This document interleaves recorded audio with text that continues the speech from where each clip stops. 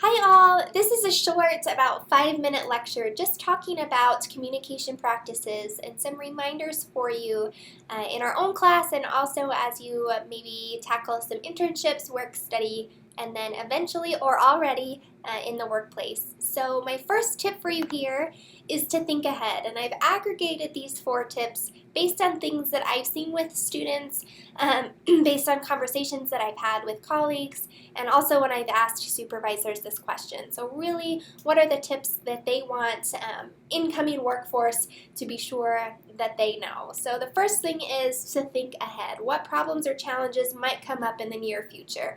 Oftentimes, guys, this is with scheduling. So thinking ahead to, hey, I might have 4 exams this week. I need time to study. And could I maybe do an extra 2 hours of my internship the week before and an extra hour the next week to make up for that missed time?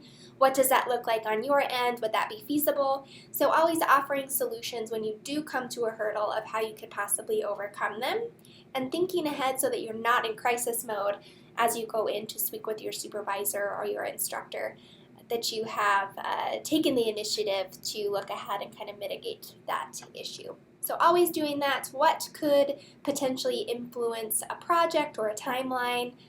As soon as you encounter those hurdles or have an inkling that it might be one, be sure and visit with your supervisor or your instructor. The next tip I have for you is to stay in touch. So what is your supervisor's preferred method of communication?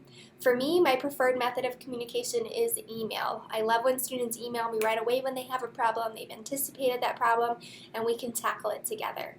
Other instructors I know will give out their cell phone number because maybe they don't load their email on their phone and they just prefer to message that way. Some instructors or supervisors just want to meet with you, so you need to be sure and email to set up a time or talk to them and set up a time, make an appointment. Are they okay with you just popping in? Do they prefer you schedule time? So think all those things through. How often does your supervisor expect communication? So when you start working in a class or working in a work study internship or a job, I think it's always best to ask what is the preferred method of communication if they haven't told you already, and then how often do they expect communication? So with that preferred method, do you want me to check in when I start my internship, when I leave my internship, weekly, monthly? How often do I need to be speaking with you? And make sure that you're on the same page with how often you should stay in touch. And then my last bullet here is to ask for feedback. So in your coursework, you're getting feedback all the time. And then when we go into our jobs or outside of the traditional classroom, we want to make sure that we are still getting feedback. Sometimes it's hard to do this because sometimes it's not common practice, but I encourage you to ask for feedback from your supervisors so that you know what you need to work on. Maybe something is annoying with your communication or something isn't just right and they want to fix it for that specific workplace. You're also likely going to get some positive pats on the back here with feedback, and that's always really good to hear. But don't be afraid to ask for feedback is my main point there. Also, we want to be respectful at all times, so we want to honor workplace policies. Those can vary from one job to another, one class to another, so just be observant, especially as you're going into a new role, and make sure that you are asking and clarifying anything in terms of workplace policies. Also, be aware of your supervisor's time and expectations. Often these people are very busy and have packed schedules. So again, do you need to make an appointment? Can you just pop in? What does their schedule look like for that day, and how can you help them out or fit in or make an appointment? What does it look like?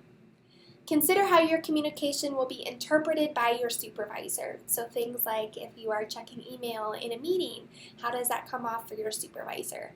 If you are taking notes on your computer and you never look up at your instructor, do they think you're surfing the internet? You have no eye contact, so they don't really know that you're paying attention. So just monitoring your nonverbals, monitoring how your communication is coming off with your supervisor and with your instructors, and just being aware of that presence. And my good rule of thumb for you is to be open. So remembering that your supervisors and your instructors are real people outside of work and outside of the classroom.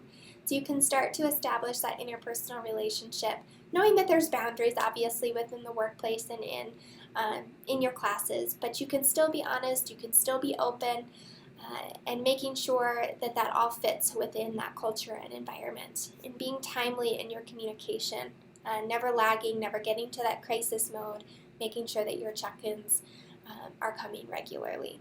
So those are my 4 workplace communication tips for you to take into this semester, both in the classroom and in the workplace.